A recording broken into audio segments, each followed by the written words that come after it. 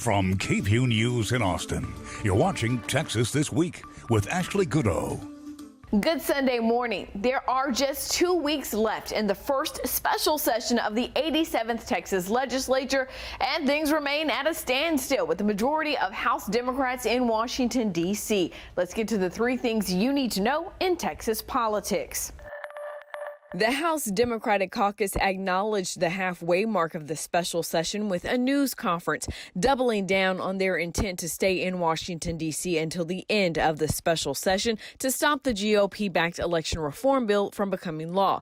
Their time in D.C. has come with challenges. At least 6 lawmakers tested positive for COVID-19 despite being fully vaccinated, forcing much of their lobbying efforts for the People Act and John Lewis Voting Rights Act to happen virtually. And the White House maintains there are no plans as of now for the president to meet with the Texas lawmakers.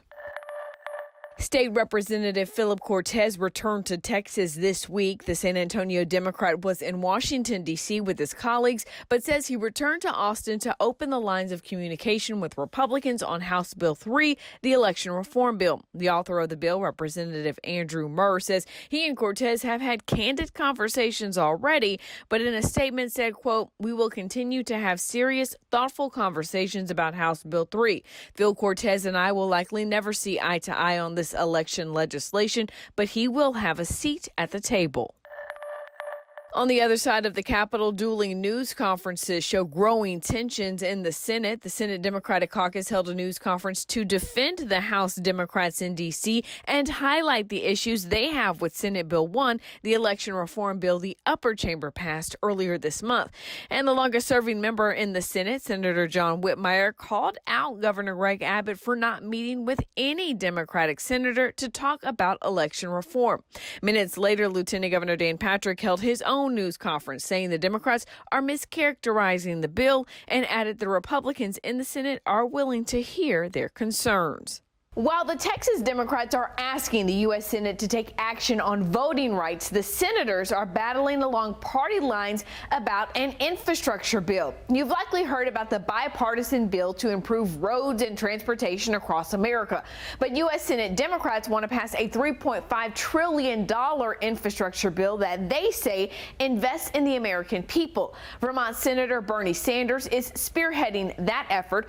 We talked about what he wants to accomplish and how the country would pay for it. I know the Senate is working to get several deals passed before the August break, but I have to first ask you about the big news in Texas, which is the State House Democrats breaking quorum to try to stop an election reform bill, traveling to D.C. to ask the Senate to pass 2 voting rights bills. Do you think the For the People Act or the John Lewis Voting Rights Act will pass? I think they have to pass. In a democratic society, actually, we can disagree on issues, disagree on healthcare, taxation, climate, but we cannot disagree on whether or not ordinary Americans have the right to vote and participate in the political process. And I have been really extremely disturbed by states all over this country, Georgia, Texas, and elsewhere, trying to deny people, often African Americans, Latinos, young people, poor people, people with disabilities, the right to vote. Our job is to have as large a voter turnout as possible, not to deny people the right to vote. So this is an issue I feel very strongly about. So then tell us, what's the holdup with the Senate on passing these bills? Well, the answer is the Republicans. And, you know, you have many Republicans who are still maintaining the myth that the election was stolen, that Donald Trump won the presidency by a landslide. That is a lie. That is just not true. But under that big lie, you have states all over the country saying we have to deny people the right to vote. They're using that as an excuse so that they are in a better position to win future elections. So it disturbs me very much that we are not having Republican support in saying that in the United States of America, we got to do everything that we can to make sure that all of our people, no matter the color of their skin, no matter how old they are, no matter their disability, If they're an American citizen, they have the right to vote. It seems as though those voting right bills, though, may be taking a back seat to the infrastructure bills that are before the Senate right now. I know you guys are focused on those bills. There's really two packages at play right now. You have the bipartisan infrastructure package and then the Democratic package. Talk to us about the differences between those packages and which one you support. Well, I'm chairman of the Budget Committee, and I'm dealing with with what we call the reconciliation package, which will not have any Republican support. And actually, what we are trying to do here is deal with the reality that many of the wealthiest people in this country and many of the largest corporations, at a time of massive income and wealth inequality, these guys are not paying, in some cases, anything, not a nickel, in federal income tax. And that is totally absurd. So what we are saying is we need to change the tax system so that the wealthy and large profitable corporations start paying their fair share of taxes. And with that new revenue, we have got to address many of the long-standing needs of working class people all across this country, needs that have been ignored for decades, because it is no great secret. Congress is worried about the wealthy and large corporations. They get all these tax breaks, while half of our people are working paycheck to paycheck. Millions are working for starvation wages. So what we are trying to do here is to significantly transform our child care system, which today is dysfunctional and unaffordable. We're trying to make pre-K, that is for people for kids 3 or 4 years old, that's free, part of public education. What we're trying to do is expand Medicare to cover dental, hearing aids, and eyeglasses so that older people will be able to chew their food, will be able to hear, will be able to see. We're going to end the absurdity of the United States of America, the richest country on earth, being the only major country not to have paid family and medical leave. There are women out there who have a baby, they got to run back to work a week after giving birth because we don't have any paid family and medical leave. And we saw what a disaster that was during the COVID pandemic. We are going to address the crisis of climate and begin to invest heavily in transforming our energy system. And among other things, we're going to create a civilian climate corps to give young people the opportunity to do meaningful work at decent pay with decent educational benefits to transform our energy system. So those are just some of the proposals that are in there. And by the way, I should also say that we're going to do our best to lower the outrageously high cost of prescription drugs.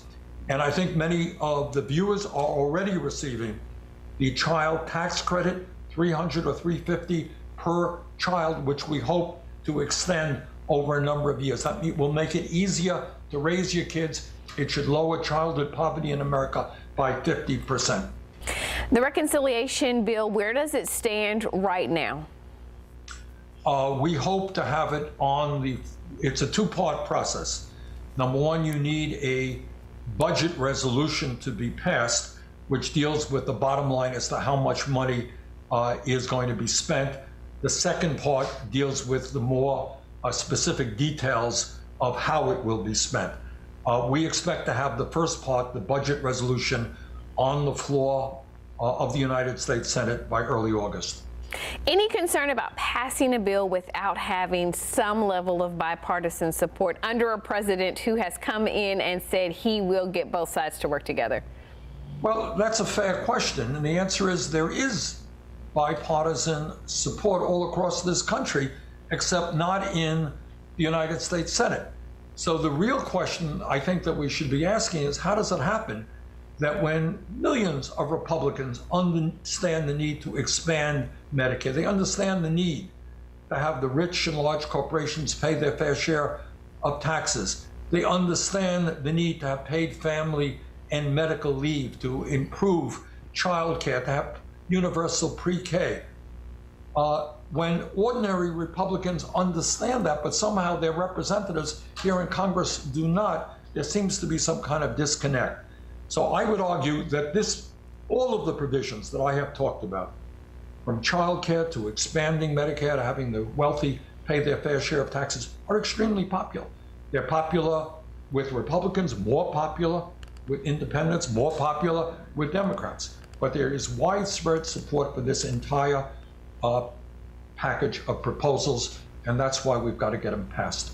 We asked U.S. Senator John Cornyn, who represents Texas, about the infrastructure package and reconciliation package. He sent us a statement that reads in part, quote, "I think it's imperative that we actually pay for the bipartisan infrastructure bill, and that's what I will be focusing on once we have a chance to read it and get the Congressional Budget Office to score it. So while infrastructure is a bipartisan subject, we ought to responsibly pay for that bill, and I don't think we should add to the national debt and throw gasoline on inflation concerns, which are already rearing their ugly head by another reckless spending bill." And now the last word. You know, it's been a few months since I've ended Texas This Week with one of these. Not because I don't want to share my opinions about any and everything with you, but because these past few months have just felt heavy. We're still living through a pandemic. We had a contentious regular session of the legislature, and now we're in a stalemate special.